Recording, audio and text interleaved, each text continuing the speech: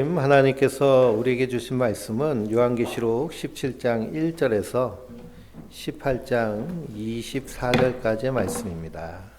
17장 1절부터 18장 24절까지의 말씀인데요. 먼저 우리 탄소 금식 3주차 영주가 되었는데요. 원래 3월 우리 하나님 말씀 17장 1절부터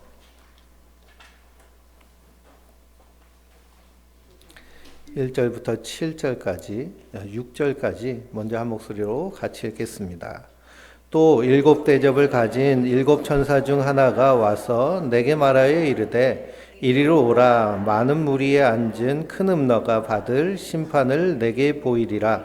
땅의 임금들도 그와 더불어 음행하였고 땅에 사는 자들도 그 음행의 포도주에 취하였다 하고 곧 성령으로 나를 데리고 광야로 가니라.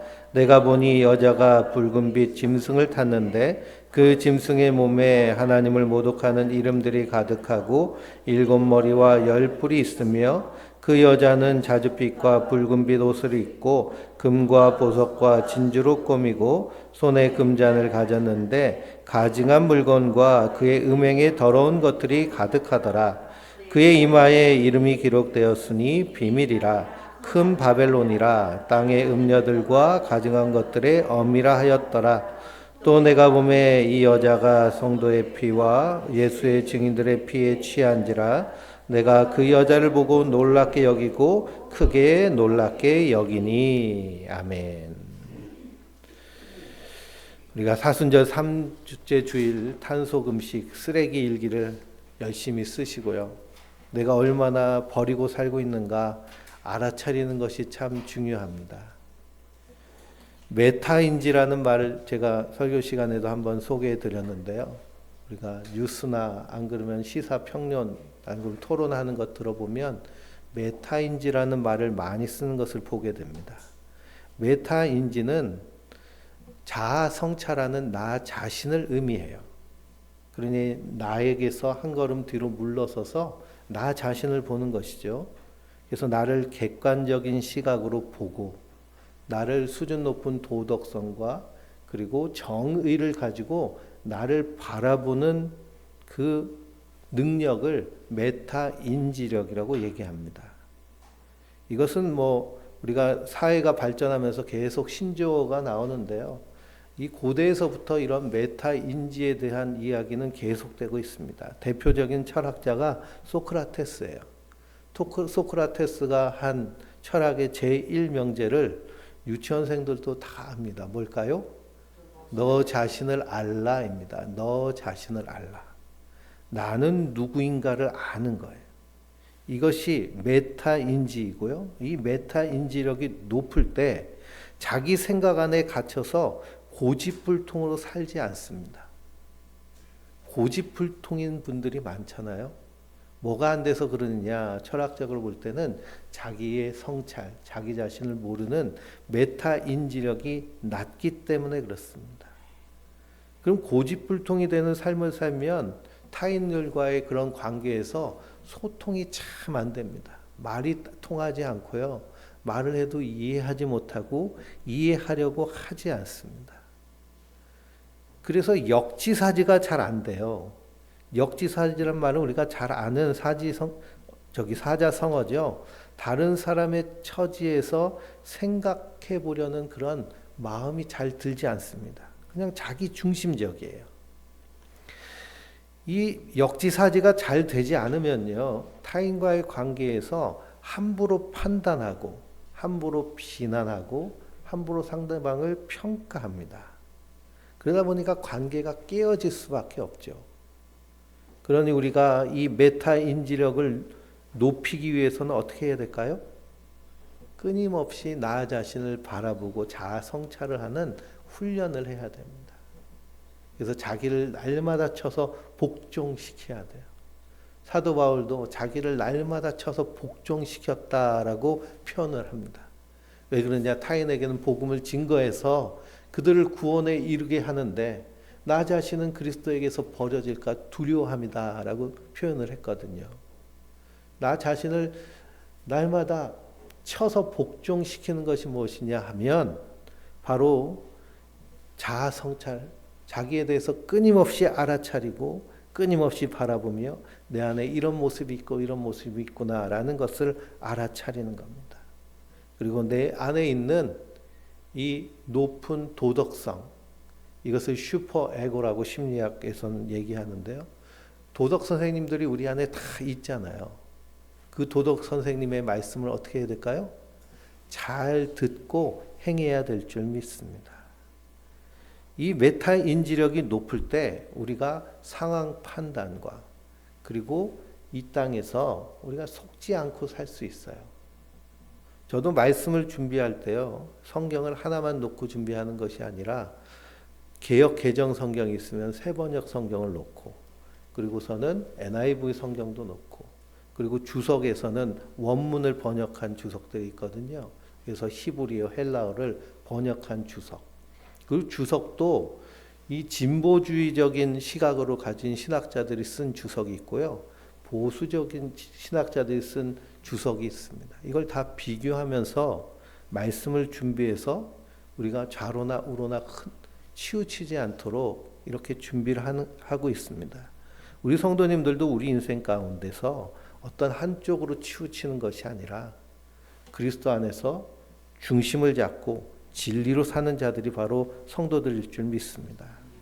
우리 예수 그리스도의 십자가의 은혜로 거듭난 성도는요, 기본적으로 이 메타 인지력이 높은 사람들입니다. 왜 그럴까요? 우리 그리스도인들은 예수님의 마음을 알고 예수님의 눈으로 세상을 바라보는 사람들이기 때문이에요. 하나님의 말씀을 아침마다 묵상하고 그 안에서 내가 셀프톡하고 그 안에서 긍정 확언하고, 우리가 제자 훈련하면서 10 훈련을 계속 했잖아요. 이것을 계속 우리의 삶 가운데 날마다 훈련하면 자연스럽게 성령께서 우리에게 눈을 열어주십니다. 그래서 예수님의 마음, 예수님의 눈으로 나를 바라보고 세상을 바라보는 거예요. 그래서 그리스도인들은 메타 인지력이 기본적으로 높아야 됩니다. 보는 눈이 다른 사람, 해석하는 해석이 다른 사람이 바로 성도들인 줄 믿습니다. 우리가 비록 땅에 살고 있지만 하늘을 향하여서 하늘문이 활짝 열리는 자들이기 때문에 이 하늘에서 세상을 바라보듯이, 하나님이 세상을 바라보듯이 영의 눈으로 세상을 바라보는 자들이 성도들인 줄 믿습니다.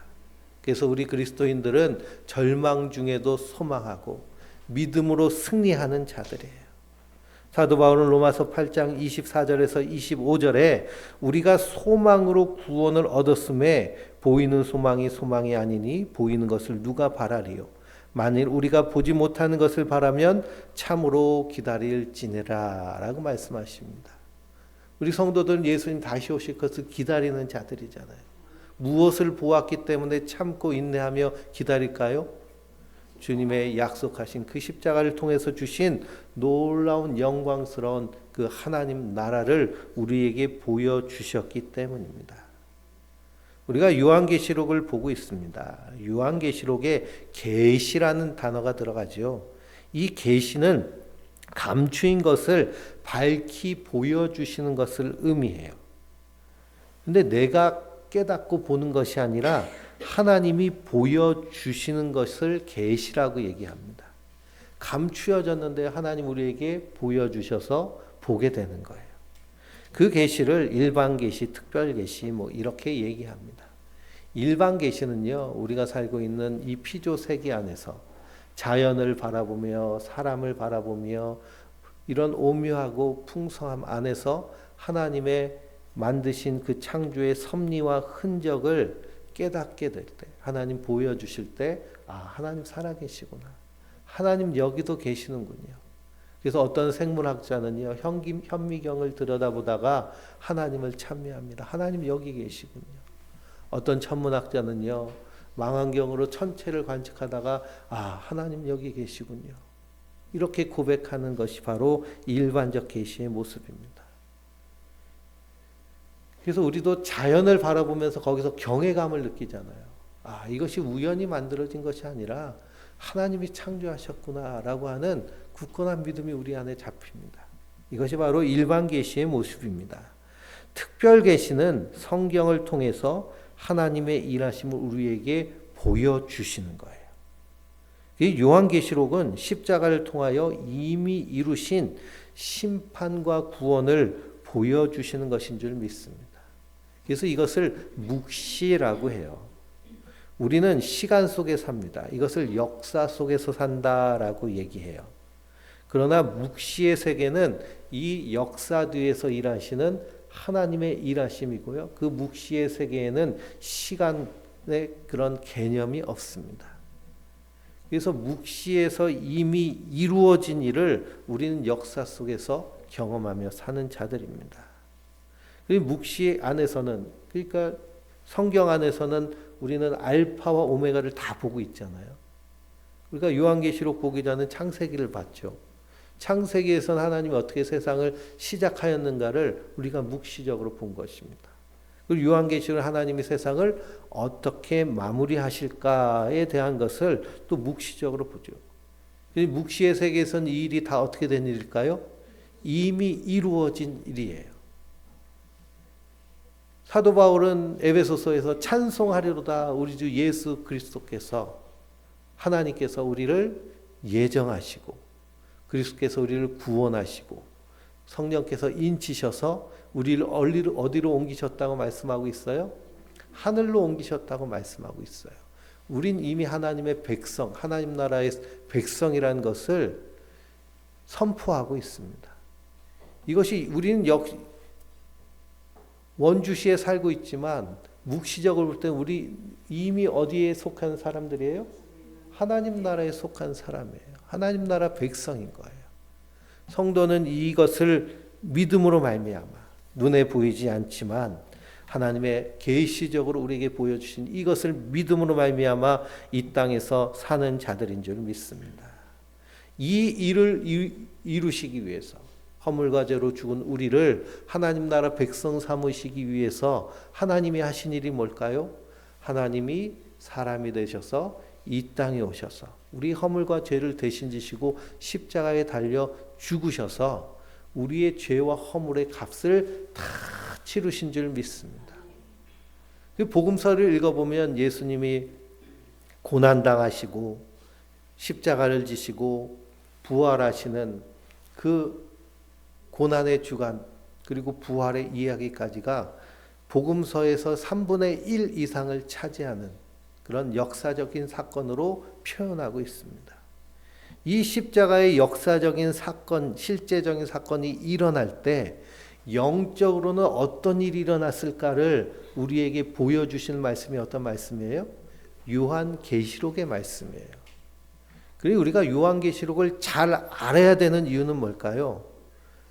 십자가에서 이루어진 영적 전쟁의 그 치열함을 알아야 하나님이 우리를 구원하시기 위해서 어떤 일을 치르셨는지에 대한 그 십자가의 의미와 가치를 분명히 알게 되는 줄 믿습니다. 세대주의 종말론 자들은 이 계시록에 나와 있는 7인이 떼어지고 7나팔이 부러지고 7대접이 쏟아지는 것을 이 역사 속에서 여러 가지 사건에 대입해가지고 이때 나팔이 불러지고 이때 대접이 쏟아진 거다 이렇게 얘기를 하고 있는데요. 그것은 성경을 잘못 본 거예요. 요한계시록에 나와 있는 7인, 7나팔, 7대접은 영적인 사건이죠. 이 물질적인 사건이 아닌 것입니다. 그러나 이 영적인 사건으로 말미암아 이 물질 세계, 역사 속에서도 함께 진동하는 것을 우리가 역사 속, 시간 속에 살면서 이걸 경험하며 사는 거예요. 그러니 십자가에서 이루신 이 놀라운 영적인 전쟁의 일을 우리가 계시적으로 보고 깨닫고 그 안에서 주님의 십자가의 사랑을 깨달으면 우리가 이 계시록을 바로 보고 있는 줄 믿습니다. 그래서 우리가 지난주 말씀 16장 말씀에 진노의 7대접이 쏟아집니다. 그리고 17장에는 7대접이 쏟아지는 가운데 큰 음녀가 심판을 받는 이야기가 나오고 있습니다. 그러니 십자가에서 다 이루신 일인데요. 그러면은 하나님 빨리 세상을 끝내셔야 되는데 왜 끝내지 않고 계속 이어가고 계실까요? 아직도 구원받을 그 수가 차기까지 잠깐 쉬라고 말씀하십니다. 그러니 다섯째 인을 떼실 때 예수 그리스도의 이름으로 말미암아 죽임당한 성도들이 하나님을 향해 신원하죠. 우리의 피값 갚아주시기를 언제까지 하시겠습니까? 그때 하늘에서 음성이 들리기를 그 수가 차기까지 잠깐 쉬라라고 말씀하십니다. 이 성도는 이런 분명한 종말 의식을 가지고 살아야 됩니다.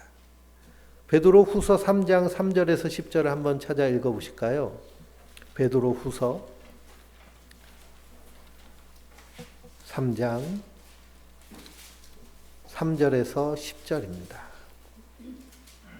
신약성경 386페이지에 있는 말씀 한 목소리로 같이 읽어보겠습니다. 먼저 이것을 알지니 말세에 조롱하는 자들이 와서 자기의 정욕을 따라 행하며 조롱하여 이르되 주께서 강림하신다는 약속이 어디 있느냐? 조상들이 잔 후로부터 만물이 처음 창조될 때와 같이 그냥 있다 하니 이는 하늘이 옛적부터 있는 것과 땅이 물에서 나와 물로 성립된 것도 하나님의 말씀으로 된 것을 그들이 일부러 잊으려 함이로다.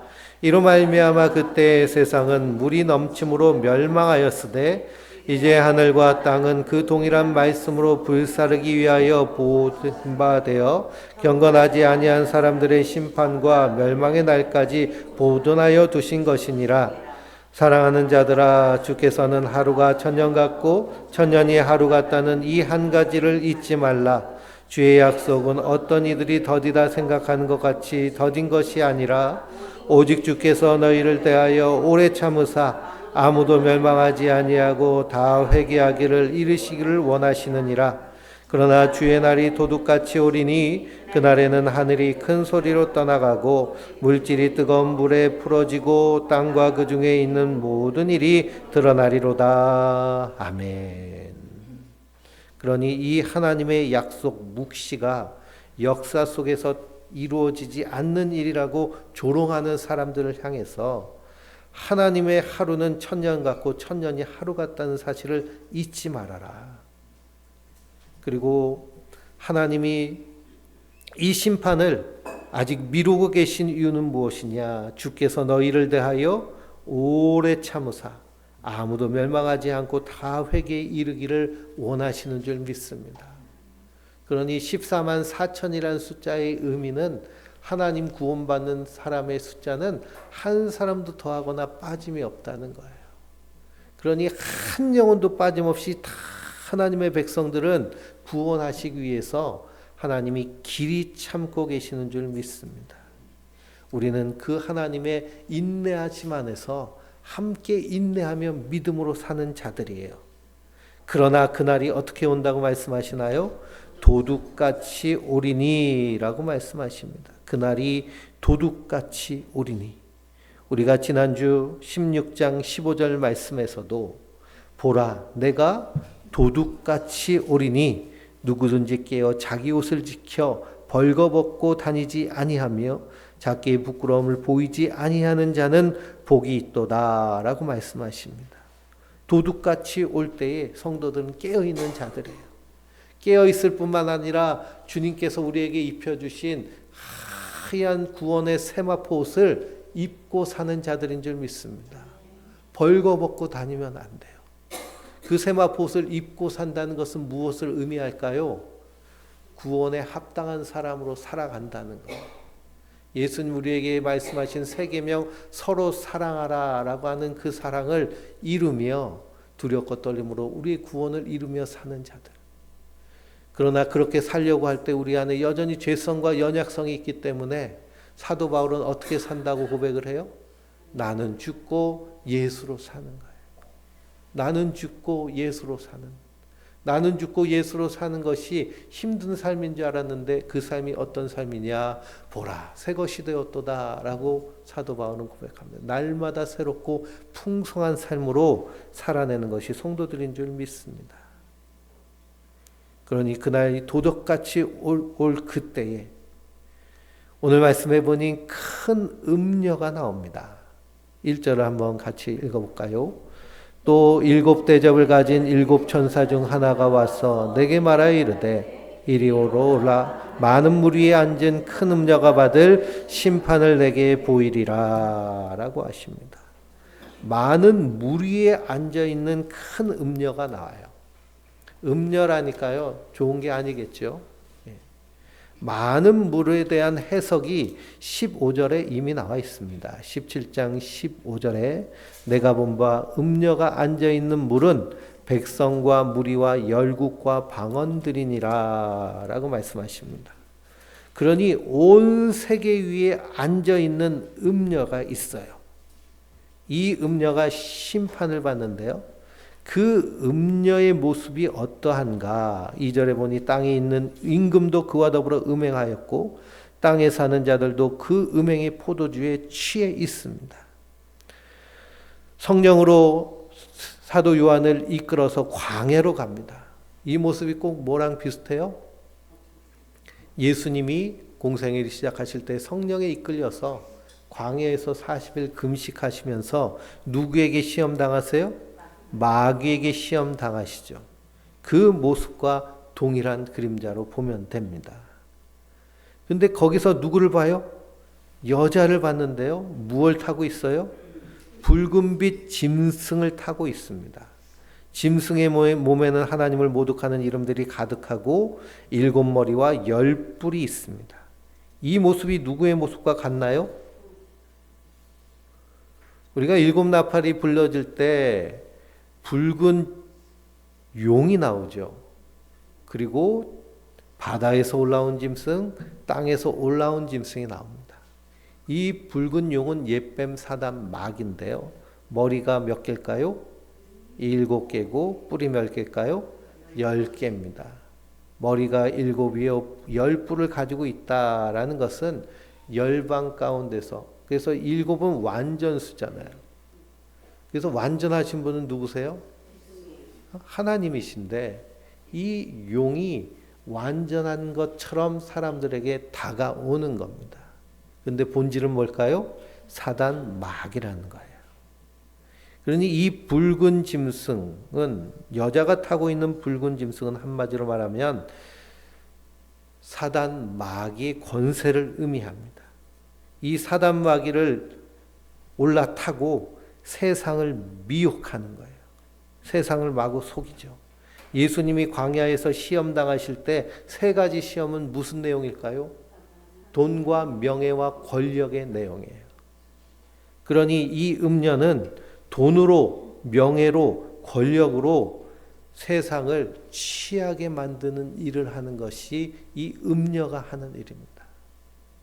그러니 우리가 이 깨진 세상을 바라볼 때 수많은 사람들이 다 어디에 취해 있어요? 돈에 취해 있고 명예에 취해 있고 권력에 취해 있습니다. 다음 달이면 국회의원 선거를 하는데요. 선거에 나갈 주자들을 다 각 당에서 뽑는데 4선도 하고 5선도 했던 사람들이 평가에서 점수를 낮게 맞아서 탈락을 했더니 그냥 마치 그게 자기가 당연히 받아야 되는 것처럼 막 분탕질하는 모습들을 보잖아요. 이 국회의원은 우리가 왜 뽑을까요?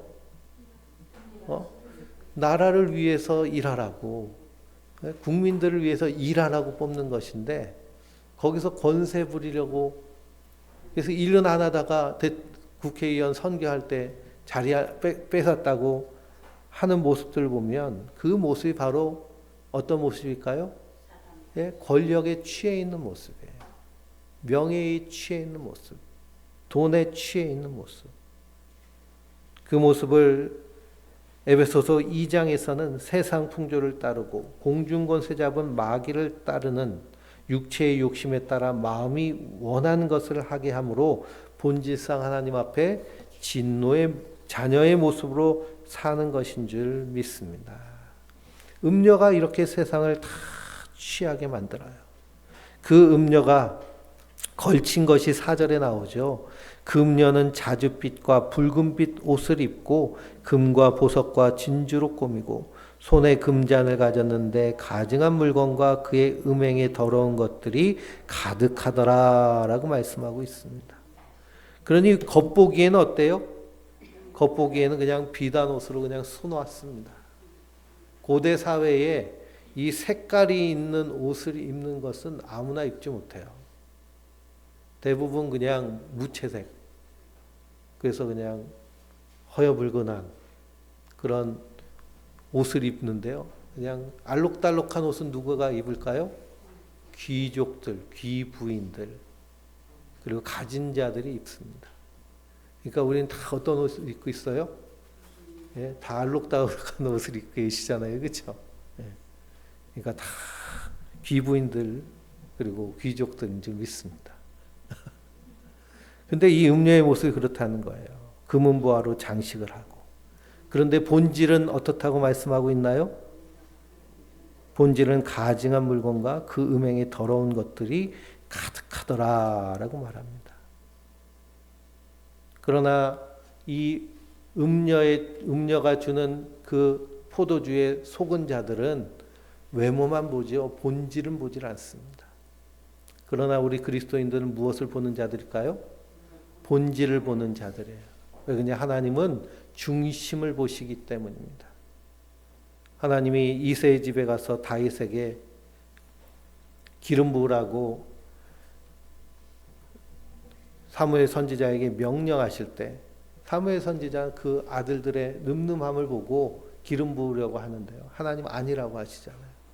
하나님은 중심을 보시기 때문에 그렇습니다. 이 음녀가 하는 일이 있습니다. 이 음녀가 하는 일이 4절에 보니까 세상을 다 미혹해요. 그리고 6절에 보니까요. 한번 읽어볼까요? 6절. 또 내가 보매 이 여자가 성도들의 피와 예수의 증인들의 피에 취인들아 내가 그 여자를 보고 놀랍게 여기고 크게 놀랍게 여기더니 그랬습니다. 성도들을 박해하고 성도들을 미혹하여서 그래서 하나님의 백성으로 살지 못하고 세상 풍조에 따라 살도록 유혹하고 미혹하는 일을 끊임없이 합니다. 그래서 고린도후서 11장 2절을 보면요. 사도 바울이 고린도 교회 성도들을 향해서 하시는 말씀이 있습니다. 한번 찾아보실까요? 고린도후서 11장 2절에서 4절입니다.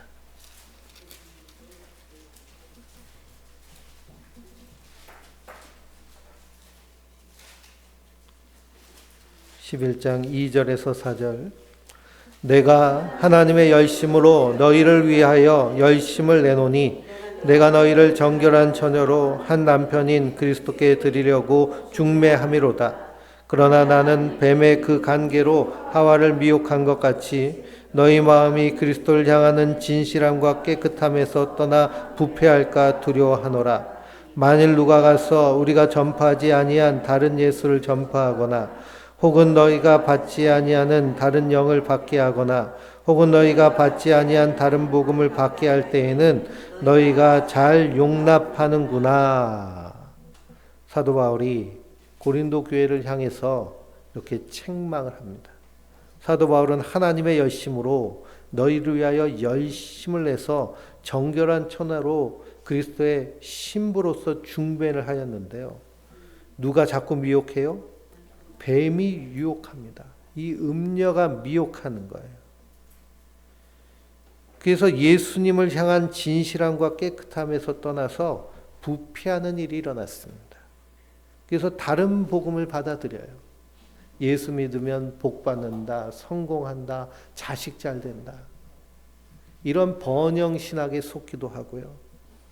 그리고 이단과 사이비에 속기도 합니다.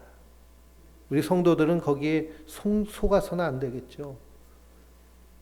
눈이 깨어져서 진리를 바라봐야 될 줄 믿습니다. 이 음녀가 하는 일이 그래서 끊임없이 성도들을 유혹하고 미혹하는 거예요. 그리고 그 음녀가 하는 일이 오늘 말씀의 14절을 보니 그 음녀가 어린 양과 더불어 싸우는 일을 합니다. 어린 양은 만주의 주시오 만왕의 왕이심으로 14절 그들을 이기실 터이요 또 그와 함께 있는 자들 곧 부르심을 받고 택하심을 받은 진실한 자들도 이기리로다. 아멘. 그러니 음녀가 아무리 성도를 미혹하고 박해할지라도 어린 양 안에 있는 자들은 넉넉히 싸워 이기는 줄 믿습니다. 우리가 이기기 위해서 어떻게 해야 될까요? 믿음의 주요 온전케 하여 주시는 이인 예수를 바라봐야 될 줄 믿습니다. 날마다 예수님 바라보는 거예요.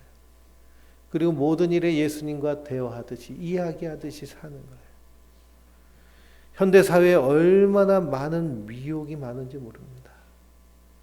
그래서 분당 우리 교회 이찬수 목사님은 넷플릭스가 마귀라고까지 얘기를 하더라고요. 거기 수많은 그런 미디어 종합되어 있잖아요. 거기 유익한 것도 있지만 사실은 시간을 허비하게 만들고 그리고 음란함으로 빠지게 만드는 것이 얼마나 많은지 모릅니다. 핸드폰도 마찬가지죠. 핸드폰도 조금만 검색하면요. 온갖 음란한 것이 얼마나 많이 나오는지 모릅니다. 저도 유튜브를 가끔 보는데 보다 보면 틈틈이 껴 있어요. 그런 내용들이. 그래서 끊임없이 유혹하고 그래서 끊임없이 거기서 망하게 만드는 것이 바로 이 세상 미디어의 모습입니다. 이 성도는 여기에 분명히 깨어 있어야겠죠. 그러니 어린 양과 더불어 싸웠는데요. 이길 수가 없습니다.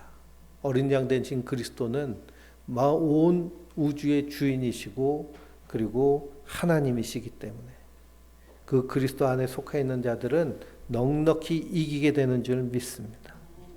그래서 어린 양이 이기셨어요. 그랬더니 어떤 일이 일어나느냐? 16절부터 18절까지 같이 읽어볼까요? 내가 본 바 이 열불 짐승은 음녀를 미워하여 망하게 하고 벌거벗게 하고 그의 살을 먹고 불로 아주 사르리라.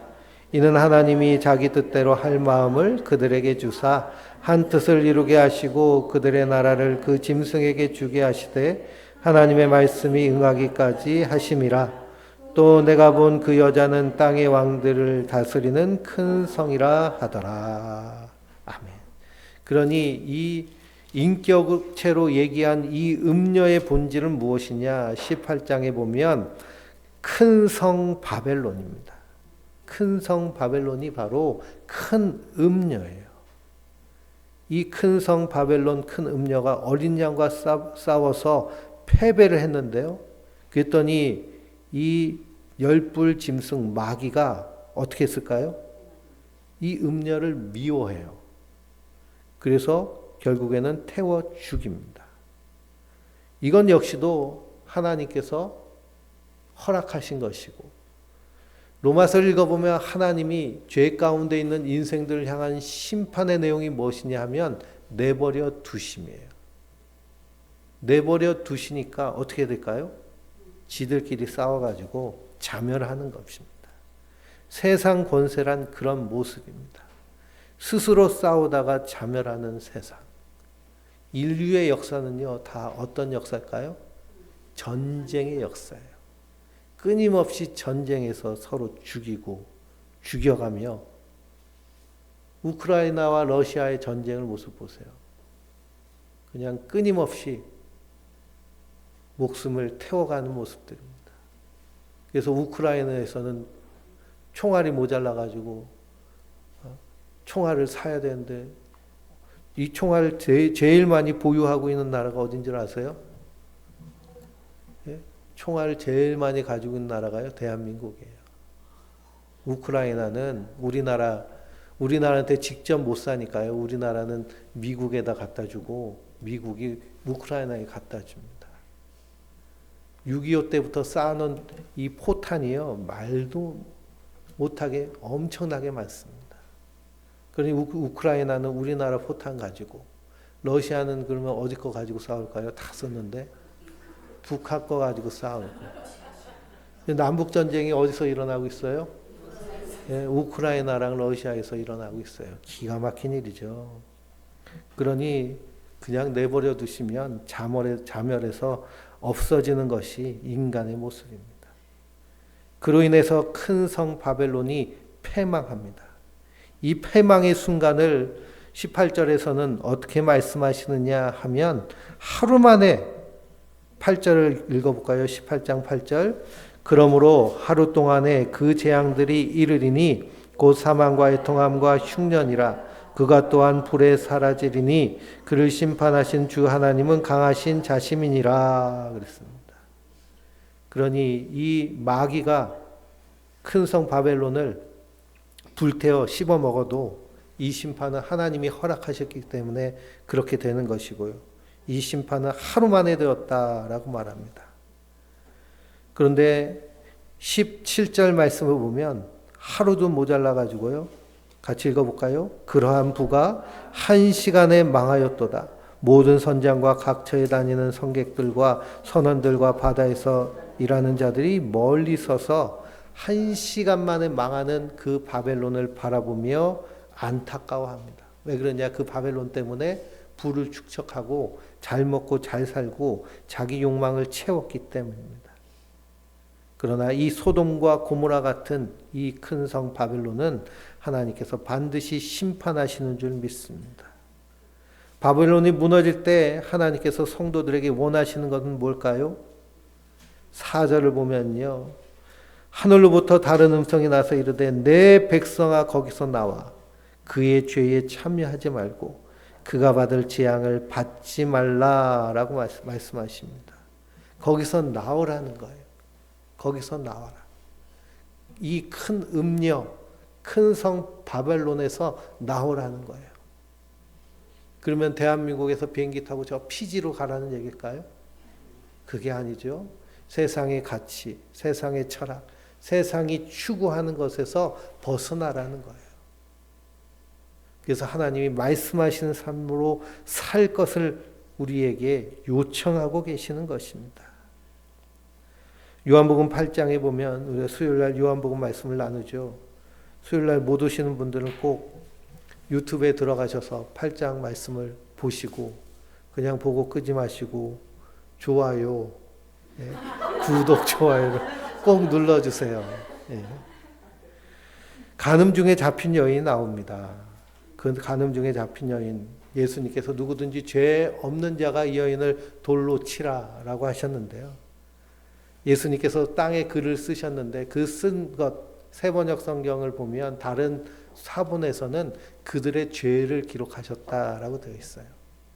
예수님께서 그 사람들을 다 아시기 때문에 그 사람들의 죄를 다 기록하니까요. 마음에 찔러가지고 돌을 던져놓고 다 도망칩니다. 그때 예수님께서 그 여인에게 뭐라고 말씀하시느냐. 나도 너를 정죄하지 아니하노니 다시는 죄를 짓지 말라라고 하십니다. 그럼 다시는 죄를 짓지 말라라는 말은 무슨 말씀이냐. 율법 안에 살지 말고 은혜 안에 살라는 말씀이에요. 하나님의 사랑 안에 살라는 말씀이고요. 말씀 안에 살라는 것입니다.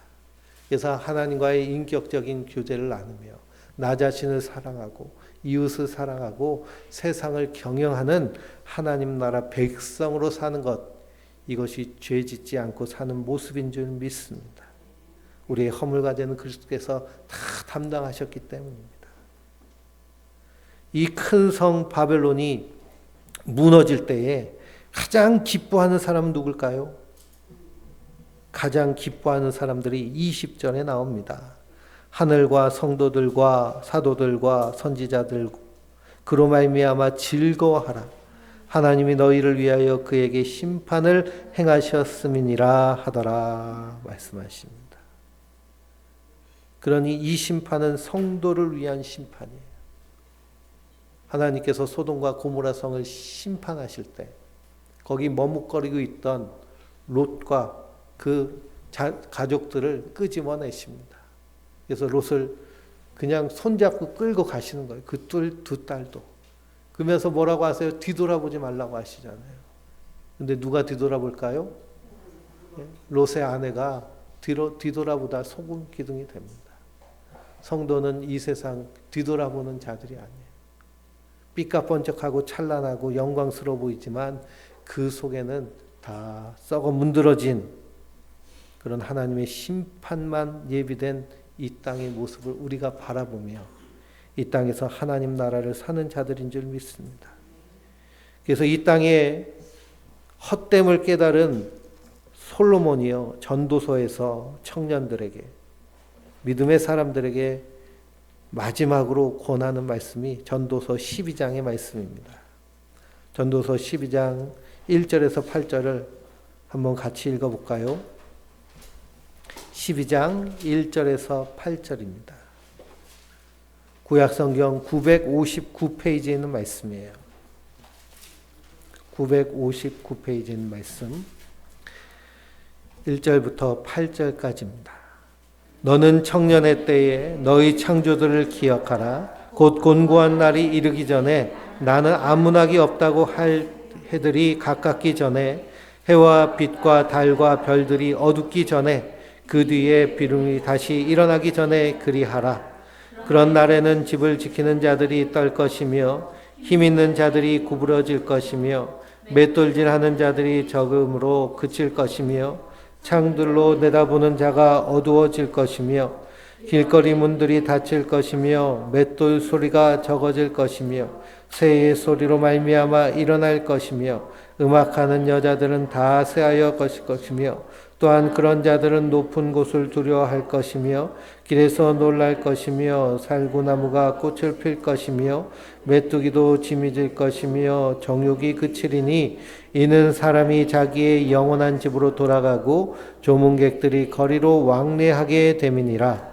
온 줄이 풀리고 금그릇이 깨지고 항아리가 샘 곁에서 깨지고 바퀴가 우물 위에서 깨지고 흙은 여전히 땅으로 돌아가고 영은 그것을 주신 하나님께로 돌아가기 전에 기억하라. 전도자가 이르되 헛되고 헛되도다. 모든 것이 헛되도다. 아멘. 그러니 흙이 땅으로 돌아가는 것처럼 우리도 땅으로 돌아갈 때가 있습니다. 그러나 우리의 영혼은 누구에게로 갈까요? 하나님 앞에 서게 되는 줄 믿습니다. 그것을 기억하고 이 땅을 믿음으로 사는 자들이 성도들입니다. 예수님께서 십자가에서 다 이기셨어요. 마귀의 사단 권세는 이미 깨졌습니다. 다니엘서 10장을 읽어보면 다니엘이 기도했는데 그 기도를 가지고 가브리엘 천사가 오다가 바사의 군주가 막았었어요. 기도를 막는 존재가 있습니다. 구약에서의 마귀들의 그 체계는 국가 체계와 군사 체계를 가지고 있는 견고한 진과 같아요. 그런데 그것을 누가 깨트리셨어요? 그리스도께서 십자가에서 깨트리셨어요. 그래서 우리는 기도할 때 하나님 우리 기도를 들으실 때 마귀가 막아설 이유가 있을까요? 없을까요? 막지를 못해요. 그리스도께서 이미 깨트리셨기 때문에. 우린 이미 승리하는 싸움을 하고 있는 것입니다. 그러니 아무리 강한 마귀가 와도 이미 뭐가 깨져 있어요? 머리가 깨져 있어요. 그 성도는 강하고 담대하게 이 땅에서 믿음으로 사는 자들인 줄 믿습니다. 그 승리와 그 은혜를 날마다 누리며 승리하는 우리 성도님들 되시길 주님의 이름으로 축원드립니다.